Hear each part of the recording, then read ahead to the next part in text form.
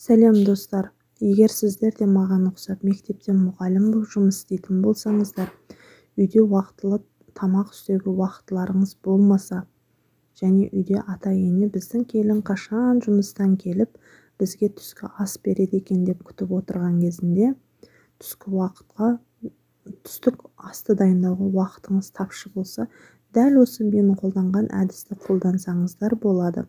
Ол үшін жұмысқа кетіп бара жатып, мен азғантай ғана етті суға қайнатып, бір қайнағаннан соң көбігін алып, астын жай қойып қайнатып, жұмысқа беймарал кете бердім.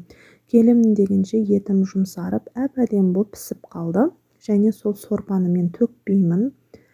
Сол сорпаны сүзгіштен сүзіп, яғни көбіктерінен арылтып аламын да, соның үстіне 3 ас қасық соя су шырынын қосып, азғантай ғана дәміне қарай тұз салып, алауға қайта қайнауға қоямын. Ал сүзіп алған етімді майда соломка етіп турап аламын. Және де түрлі ас көктерді қосуға болады. Редиска, қияр, қызанақ, труп деген сияқты нәрселер. Яғни осы дәрумендері өте бай, осы көкөністердің барлығында бірдей соломка бағытта турап аламын.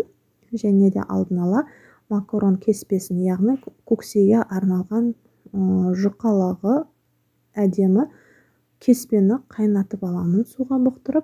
Осылай ыдыстарға өзімнің үйдегі адам санына шақтап, кеселерге орнатып алсақ болады. Алдын ала қайнаған кеспені қайнаған суды үстіне бір шама құйып жіберіп, жіпсітіп аламыз, және ол жылиды.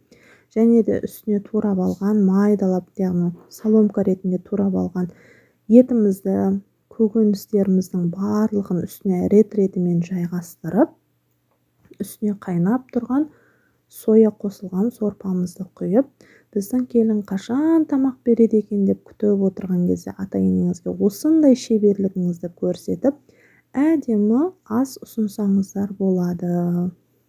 Яғни бұл тамақ өте пайдалы, жеңіл және оңай, уақытты да көп қажет етпейді.